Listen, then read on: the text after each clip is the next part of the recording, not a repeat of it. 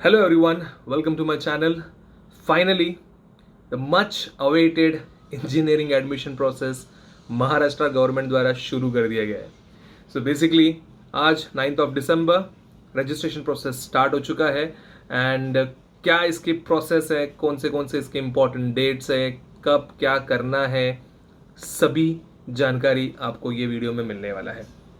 Plus ये जो video का सीरीज बनने वाला है इसमें हम आगे देखेंगे कि एडमिशन फॉर्म फिल कैसे करना है, देन कौन से इंजीनियरिंग ब्रांचेस महाराष्ट्र में अवेलेबल हैं, उसमें से तुमको कौन सा करना चाहिए, कैसे सेलेक्ट करना चाहिए कॉलेजेस, हर एक इन्फॉर्मेशन आपको step by step individual video में मैं पोस्ट करते जाऊंगा. तो चैनल में रेगुलर अपडेट्स पाने के लिए चैनल को सब्सक्राइब करके रख लो, बेल आइकॉन को प्रेस करके रखो ताकि जैसे ही वीडियो अपलोड हो जाए आपको इंस्टेंट नोटिफिकेशन मिल जाए. So now let us start with the very first process जो बिगिन हो चुका है, दैट इज रजिस्ट्रेशन का.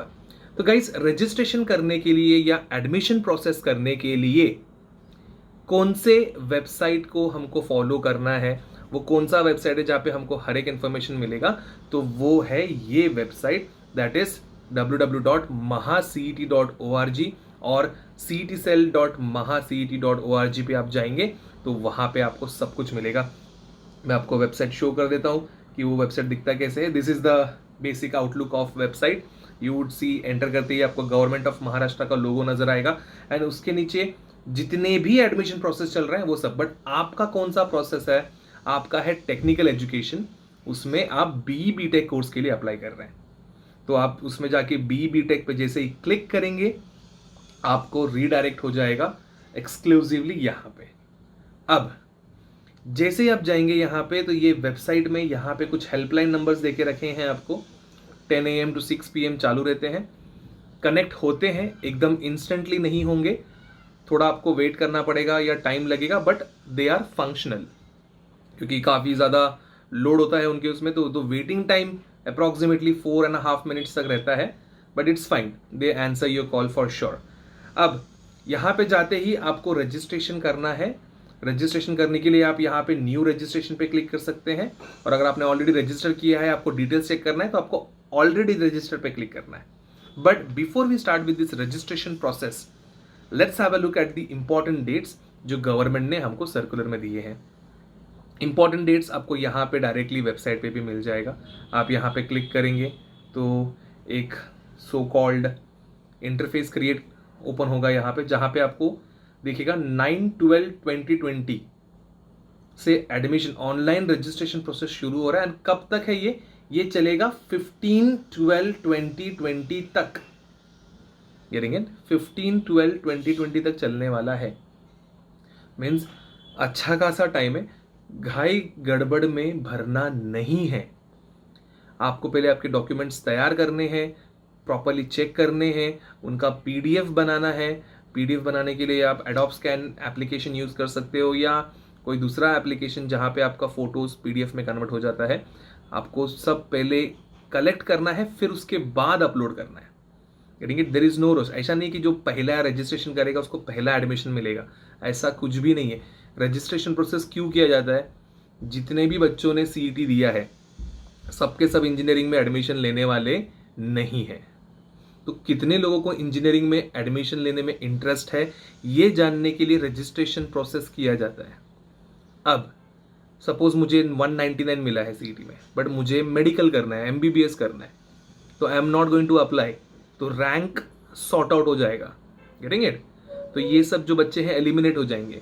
तो रजिस्ट्रेशन के बाद आपको रैंक मिलता है. You would be getting your regional rank, you would be getting your state rank. State rank बहुत इंपॉर्टेंट रहेगा क्योंकि उसी के बेसिस पे एडमिशन प्रोसेस हमेशा स्टार्ट होता है. तो रैंक मिलने के लिए आपको ये एडमिशन प्रोसेस से गुजरना है. Getting it? That is the whole motto of registration, to filter the crowd. Okay, चलो. तो 9 तारीख से लेके 15 तारीख तक एडमिशन प्रोसेस चलने वाला है. देन उसके बाद में आपका यहाँ पे दिखाया है display of provisional merit list on 18th 12th. Most probably 18 बोला है, but according to my experience ये एक दिन आगे पीछे होता है. यानी 18 बोला तो 18 को ही दिखेगा, जरूरी नहीं वो 19 को भी दिख सकता है. 18 को भी दिख सकता है, बट मोस्ट प्रोबेबली उसका पोस्टपोन होने का जो चांसेस है वो काफ़ी ज़्यादा होता है। देन जैसे ही वो डिस्प्ले होगा, आपको आपका डिटेल्स चेक करना है, उसमें जो भी आपने फिल इन किए वो डिटेल्स चेक करना है कि बराबर से वो फिल इन हुए हैं या नहीं हुए हैं, ये आपको चेक करना है। ये चेक होने के बाद आपको आपका रैंक नोट करके रखना है, उसके हिसाब से आपके कॉलेजेस का शॉर्ट लिस्ट तैयार होगा कट ऑफ के अनुसार। ओके, तो ये यहाँ पे है। देन डिस्प्ले ऑफ फाइनल, वो प्रोविजनल मेरिट लिस्ट होगा, उसमें ग्रीवेंसेस वगैरह नहीं रहेगा तो कुछ करने की जरूरत नहीं है, ऐसे ही छोड़ देना। 22 को फाइनल मेरिट लिस्ट लग जाएगा, कुछ खास फर्क नहीं होता है, रैंक ऑलमोस्ट अप्रॉक्सीमेटली मैक्सिमम लोग का सेम ही रहता है, चेंज हुआ तो 100-150 ऊपर नीचे हो जाएगा, बस और कुछ नहीं। देन उसके बाद में कैप राउंड 1 स्टार्ट होगा। Cap centralised admission procedure, online जो एडमिशन होता है उसको हम लोग कैप राउंड्स कहते हैं। 2 राउंड होने वाले हैं फिलहाल तो पहला राउंड का सीट मैट्रिक्स डिस्प्ले, हर एक कॉलेजेस में कितना सीट है, कौन से ब्रांच के कितने सीट्स हैं, ये डिस्प्ले होंगे 22 दिसंबर को। देन उसके बाद में आपको उसमें फिल इन करना है, 23 से लेकर 25 के बीच में आपको कॉलेजेस के नाम भरने हैं, शॉर्ट लिस्ट करना है, उसको एक प्रेफरेंस देना है, सबमिट करना है। उसके बाद 28 को फर्स्ट राउंड का डिस्प्ले किया जाएगा कि कौन से बच्चे को कौन से कॉलेज में एडमिशन मिला है। 28 दिसंबर को ये सब होने वाला है, ठीक है। देन उसके बाद में रिपोर्टिंग, अलॉटमेंट वगैरह ये जो भी रहेगा प्रोसेस मैं आपको आगे का बता दूंगा। देन जिन बच्चों को नहीं मिला उनके लिए फिर कैप राउंड 2 का प्रोसेस शुरू होगा। पहले वेकेंट सीट्स बताए जाएंगे, फिर उसके हिसाब से आपको आपका प्रेफरेंस चेंज करने का मौका मिलेगा, एंड उसके बाद में आप फॉर्म फिल करेंगे। तो ये बहुत आगे की बात है जो चलने वाला है प्रोसेस, अच्छा खासा 15 जैन तक चलने वाला है प्रोसेस, करेंगे। तो with considering all the plus minus एक लगभग 1.5 मंथ्स का प्रोसेस है ये आपको पूरा एडमिशन वगैरह करने के लिए। ओके, बट यहाँ पे एक चीज़ समझना है कि इंफॉर्मेशन सबमिट करने के पहले 2 बार आपको चेक करना है, करेंगे। ऐसा नहीं है कि सबमिट कर दिया गलती हो गया तो चेंज होता नहीं है, बट उसका प्रोसेस बहुत टायरिंग प्रोसेस है। स्क्रूटिनी सेंटर्स है, आपको वहाँ जाने पड़ेंगे, डॉक्यूमेंट्स दिखाने पड़ेंगे, चेंज कराने पड़ेंगे, ग्रीवेंसेस रहेगा, बिना मतलब का तकलीफ हो जाएगा आपको। एंड जो सिचुएशन चल रहा है बाहर, we are avoiding to go outside, तो बिना मतलब के स्ट्रेस क्रिएट मत करके लेना खुद के लिए। जो प्रोसेस है उसको स्टेप बाय स्टेप फॉलो करो, एंड उसको अल्टीमेटली आपको यहाँ पे देख के सीख के जस्ट कॉपी करो प्रोसेस को, एक स्टेप बाय स्टेप जो वीडियो में दिखा रहा हूँ वो फॉलो करो, काम हो जाएगा। तो यहाँ पे ये PDF है, इसका लिंक मैं डिस्क्रिप्शन में दे देता हूँ आपको, आप डाउनलोड कर सकते हैं, वेबसाइट में भी अवेलेबल है। सो बेसिकली ये एडमिशन नोटिस दिया है, सेम प्रोसेस है। पहले एलिजिबिलिटी बताया है कि जो भी ओपन के स्टूडेंट्स हैं जिनका 45% है PCM में या PM, उसके साथ में टेक्निकल सब्जेक्ट्स है उसमें, तो ये 45% वाले बच्चे एलिजिबल हैं एडमिशन के लिए। जो कास्ट वाले हैं उनको 40% दे के रखा है। देन सेम डेट्स वगैरह उन्होंने यहाँ पे रिवील किया है। एक फॉर्म का फीस दिया हुआ है, जो भी बच्चे रजिस्ट्रेशन करने वाले हैं, ओपन कैटेगरी के बच्चों को 800 रुपीज़, OBC कैटेगरी के बच्चों को SC ओपन, OBC वाले OBC ओपन कैटेगरी को 800 है, बाकी जितने भी रिजर्व कैटेगरीज है सबको 600 रुपीज़ है। एंड जो NRI हैं, जो नॉन रेसिडेंट इंडियंस हैं, जो बाहर के देश के हैं, उनके लिए 5000 रुपीज़ प्रोसेस है। फिर वही जो हम देख रहे थे वही दिया है यहाँ पे, वगैरह वगैरह सेम चीज़ यहाँ पे दिखा के रखा हुआ है। तो ये उनका एक्टिविटी स्केड्यूल है। डॉक्यूमेंट्स क्या क्या रिक्वायर्ड है, let's have a look at that. ठीक है, सबसे बड़ा क्वेश्चन वही है कि भाई डॉक्यूमेंट्स कौन से चाहिए। तो आप देखेंगे तो आपको सबसे पहले आपका कैंडिडेचर टाइप पता लगाना है, ठीक है, कि आप महाराष्ट्र स्टेट में पैदा हुए थे, आपका डोमिसाइल है क्या, आपने 11th एंड 12th यहाँ से, 11th छोड़ो 12th यहाँ से किया है क्या, 10th कहाँ से किया है, पेरेंट्स का क्या है। तो ये आपको ब्रोशर में देख के समझ में आ जाएगा, या जब आप लॉग इन करेंगे और आप प्रोसेस में जाते रहेंगे तो वहाँ पे एक्सप्लेन किया है टाइप A कौन है, टाइप B कौन है, टाइप C कौन है। तो वो कैंडिडेचर आपको सेलेक्ट करना है, वो मैं वीडियो में भी दिखाऊंगा आगे जाके। तो ये हो गया यहाँ पे डॉक्यूमेंट्स रिक्वायर्ड, ठीक है। तो जो महाराष्ट्र स्टेट के हैं, जो एससी कैटेगरी के हैं, उनको कास्ट सर्टिफिकेट लगेगा, वैलिडिटी लगेगा, नॉन क्रिमिनल का ज़रूरत नहीं है। एससी एसटी को नॉन क्रिमिनल का ज़रूरत पड़ता नहीं है। नॉन क्रिमिनल किसको लगता है? Caste certificate and validity certificate के अलावा नॉन क्रिमिनल सर्टिफिकेट ओबीसी के जो भी बच्चे हैं, एसबीसी के जो भी बच्चे हैं, एससीबीसी के जो भी बच्चे हैं, ईडब्ल्यूएस के जो भी बच्चे हैं, देन उसके बाद में एंटी ओबीसी कैटेगरी, ये सब बच्चों को नॉन क्रिमिनल लगेगा। तो यहाँ पे स्क्रीन पे दिख रहा है, आप आपका रेस्पेक्टिव कास्ट के हिसाब से ये डॉक्यूमेंट्स आपके पास होने चाहिए। अगर आपके पास इसमें से कोई भी डॉक्यूमेंट नहीं है बट कंफर्म आपको फ्यूचर में वो डॉक्यूमेंट अवेलेबल हो जाएगा, तो आप यहाँ पे वो फुलफिल कर सकते हैं। फॉर एग्जाम्पल मैं ओबीसी कैटेगरी का हूँ और मेरे पास नॉन क्रिमिनल सर्टिफिकेट नहीं है, बट फ्यूचर में मैं अप्लाई करके मुझे गारंटीड मिलने वाला रहेगा, तो I can put yes here. मैं उसको बाद में भी मैं अपलोड कर सकता हूँ। Getting it? स्क्रूटिनिटी सेंटर्स उसी के लिए है। You can take permission and you can do that. लेकिन अगर आपके पास नॉन क्रिमिनल सर्टिफिकेट नहीं है या इसमें से कोई भी सर्टिफिकेट आपके पास नहीं है, तो अगर आपने SC NT या कुछ भी फिल कर दिया, you would be debarred from the admission process. आपका एडमिशन प्रोसेस खराब हो जाएगा, आपको निकाल दिया जाएगा एंड उसके बाद आप वापस से ऑनलाइन एडमिशन नहीं ले पाओगे, दैट इज फॉर श्योर। तो अगर इसमें से कोई भी सर्टिफिकेट आपके पास नहीं है एंड आगे जाके अवेलेबल भी नहीं होने वाला है, आपको ओपन थ्रू एडमिशन लेना है। Getting it? कोई भी चीज़ फेक करना नहीं है, उसका कॉन्सिक्वेंस बहुत महंगा पड़ सकता है।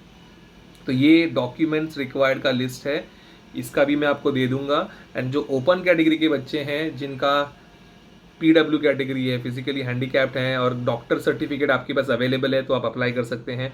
इफ़ यू आर ऑर्फन तो भी आप अप्लाई कर सकते हैं। अगर आप डिफेंस में हैं, defence as in proper army, navy या एयरफोर्स का आपके पास प्रॉपर सर्टिफिकेट है, आप टेबल सी देख सकते हैं यहाँ पे। Getting it?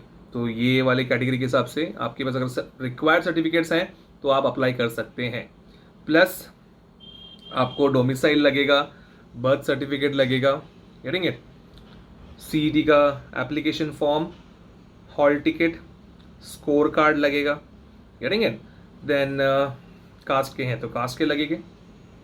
देन एक बर्थ प्लेस का प्रूफ लगेगा, उसके लिए आप डोमिसाइल भी यूज़ कर सकते हो या लिविंग सर्टिफिकेट यूज़ कर सकते हो। मेक श्योर लिविंग सर्टिफिकेट में मेंशन किया है।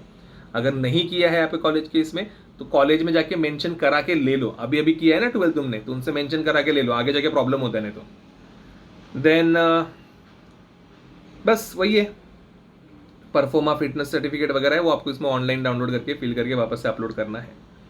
ठीक है?